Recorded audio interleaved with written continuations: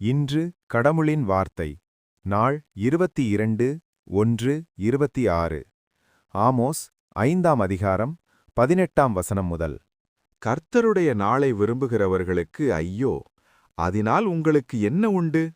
கர்த்தருடைய நாள் வெளிச்சமாயிராமல் அந்தகாரமாயிருக்கும். 19ஆம் வசனம்.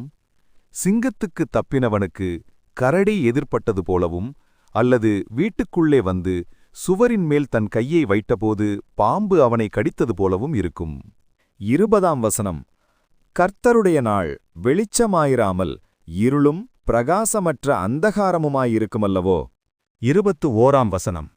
உங்கள் பண்டிகைகளைப் பகைத்து வெறுக்கிறேன், உங்கள் ஆசரிப்பு நாட்களில் எனக்கு பிரியமில்லை. 22ஆம் வசனம். உங்கள் தகன பலிகளையும் போஜன பலிகளையும் எனக்கு படைத்தாலும் நான் அங்கீகரிக்க மாட்டேன். கொழுமையான உங்கள் மிருகங்களின் ஸ்தோத்திர பலிகளையும் நான் நோக்கி பார்க்க மாட்டேன். 23ஆம் வசனம்.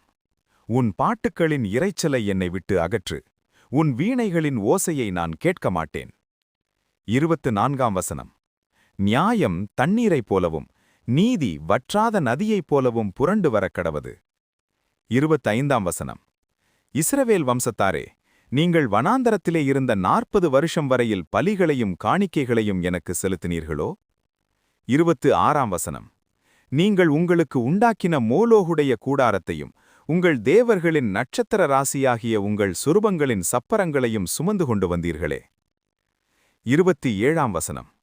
ஆகையால் உங்களை தமஸ்குவுக்கு அப்பாலே குடியோட்டுவேன் என்று சேனைகளுடைய தேவன் என்னும் நாமமுள்ள கர்த்தர் சொல்லுகிறார். ஆமோஸ் 6ஆம் அதிகாரம் 1 முதல் 7 வரை.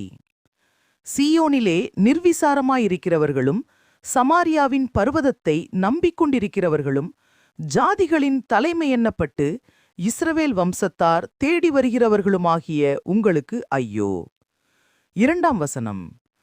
நீங்கள் கல்னே மட்டும் சென்று அவ்விடத்திலிருந்து ஆமாத் என்னும் பெரிய பட்டணத்துக்குப் போய் பெலிஸ்தருடைய காத் பட்டணத்துக்கு இறங்கி அவைகள் இந்த ராஜ்யங்களைப் பார்க்கிலும் நல்லவைகளோ என்றும் அவைகளின் எல்லைகள் உங்கள் எல்லைகளைப் பார்க்கிலும் விஸ்தாரமானவைகளோ என்றும் பாருங்கள். 3ஆம் வசனம். தீங்கு நாள் தூரமென்றெண்ணி கொடுமையின் ஆசனம் கிட்டி வரும்படி செய்து. 4ஆம் வசனம். தந்தக் கட்டில்களில் படுத்துக்கொண்டு தங்கள் மஞ்சங்களின் மேல் சௌக்கியமாய் சயனித்து மந்தையிலுள்ள ஆட்டுக்குட்டிகளையும் மாட்டுத் தொழுவத்தில் உள்ள கன்றுக்குட்டிகளையும் தின்று. 5ஆம் வசனம். தம்புரை வாசித்து பாடி தாவீதைப் போல் கீதவாத்தியங்களை தங்களுக்கு உண்டு பண்ணி. 6ஆம் வசனம். பெரிய பாத்திரங்களில் மதுபானத்தை குடித்து சிறந்த பரிமள தைலங்களை பூசிக்கொள்கிறார்கள். ஆனாலும் யோசேப்புக்கு நேரிட்ட ஆபத்துக்கு கவலைப்படாமல் போகிறார்கள்.